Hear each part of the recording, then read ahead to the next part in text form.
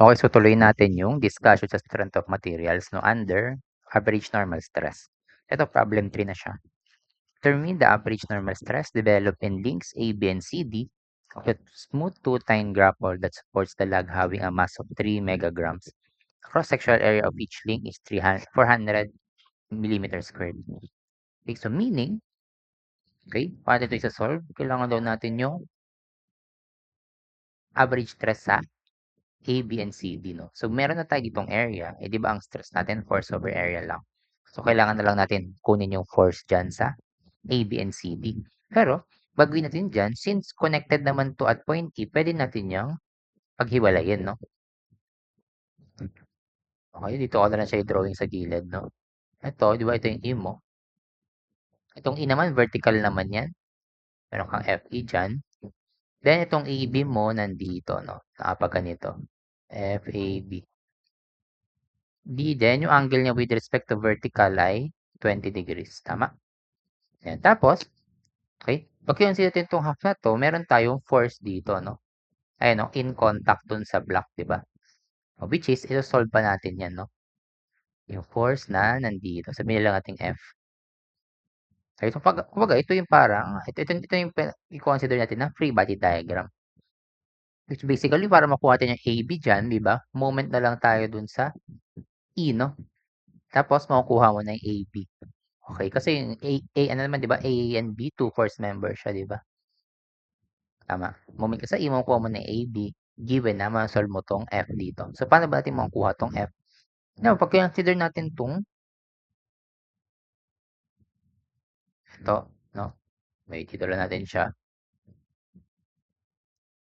Okay, ang mass daw nito ay 3,000 or 3 megagram, no? Or pag kinonvert natin yan, 3,000 kg yan, di ba? 3,000 kg times 9.81 newton. Diba? Times natin yan 9.81 para maging newton. Tapos, meron kang dalawa dyan, no? Na force F. Tama? Ayan. Okay, tama. Ito yun, no? Diba? Okay, pag tinignan natin yan dyan, diba? Ito yung weight niya. Okay, pag sineperate natin, then may dalawang force dyan, no? Okay. Yan yung ating free body diagram dito. Okay. So, dapat yung makukuha yung force F, simply summation forces vertical ka lang, no? Summation forces vertical.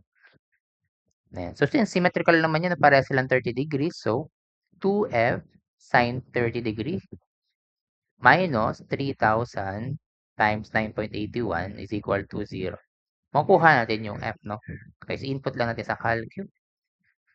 Okay, 2 sine 30. Yan, minus 3,000 times 9.81, no? Is equal to 0. Shift solve natin. And 29,430. 29,430 Newton. Ayun natin force F, no? Okay, so na alam natin yung force F niya, di ba? Kung mapapansin nyo, etong F natin dito, upward siya, no, pag ganito. Sabihin, pagpunta mo naman doon, pag gano'n naman siya, no, pa-compression. Okay, kaya pag ganito yung direction natin yan, no, kasi compression siya, diba? Ayan. Okay. So now, makukuha na natin yung ito, lang babala natin, no? Makukuha na natin yung force sa AB, no? Simply, mag-moment lang tayo sa E, no? Initial moment sa E is equal to 0. Okay? So now, ano ba yung moment arm from E to AB, no? Ang ko-consider lang natin dyan is yung vertical force ng AB na component kasi nga, wala namang ano yung moment yung horizontal niya, di ba? Kasi same level yung B at E. Okay? So, that is 0.2, no? Di ba? Okay. Clockwise, so, 0.2 times FAB. Kaya lang, vertical component lang. But take note, yung angle na yun ay with respect to vertical. So, instead na ang vertical component ay sine, magiging cosine, no? Kasi nga, with respect to vertical yung 20. Okay. Then, ito naman tayong F. Okay. So, itong F mo, meron siyang Fx tapos Fy, no? So, from E, di ba? Ano ba yung vertical component niya? 1.2, di ba? Ayan, no? Ay, vertical distance, 1.2. Okay, sige, lagyan natin dito. Ito ay 1.2 meters. Tama? And ano yung horizontal distance niya? Diba? Ito yung E mo. Okay, nandito yung F mo, di ba? Nakapaganito. Sabihin, ito yung horizontal distance mo. Hindi sa exactly yung 4, no? Kasi pag sineperate natin yan, ito yung 30 degrees mo. Ito yung 0.4. Ito yung horizontal distance mo, di ba? Ito lang yung consider mo. Hindi saktong 4, di ba? Ito lang, no? Yan lang yung horizontal distance. Hindi siya saktong 0.4, no?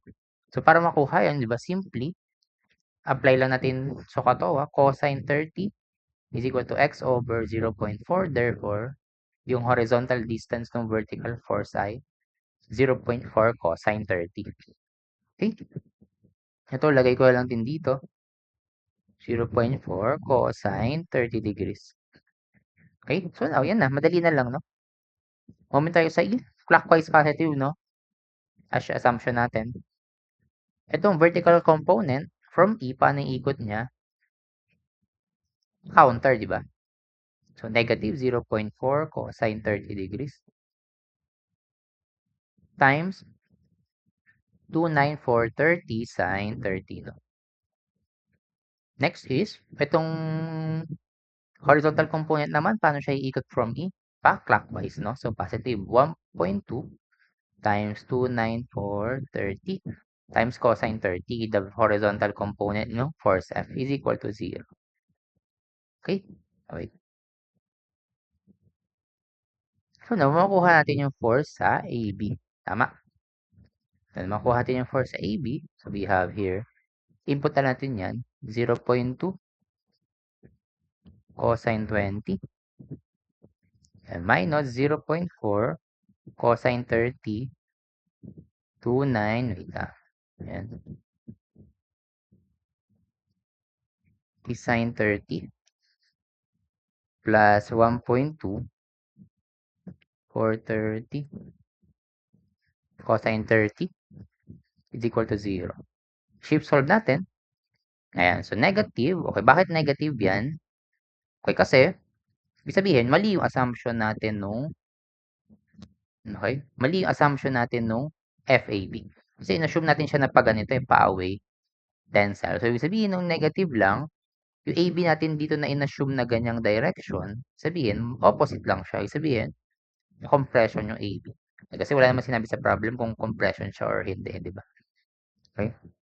Kailan naman yung ano niya, no? Yung ibig sabihin pag nag-negative answer mo, sabihin mali yung assumption mo nung direction.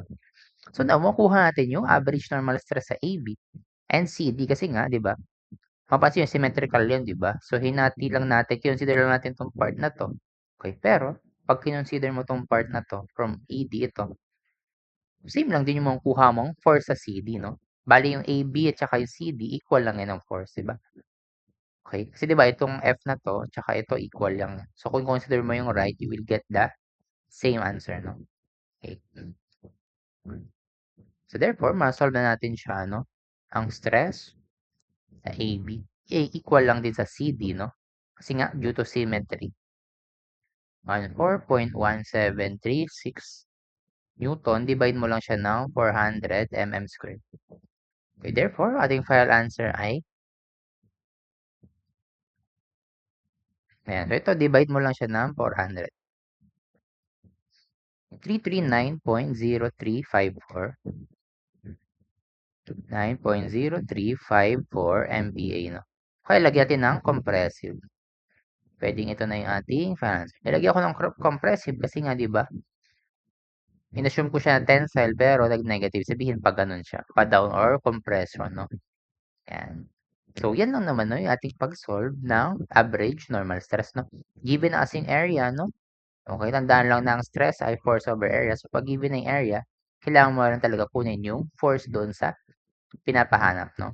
Okay, yun lang siya, no? So, statics lang naman yun sa pagkuha ng force. Then, all you to do after makuha yung force ay divide mo lang siya ng cross-sectional area niya, no?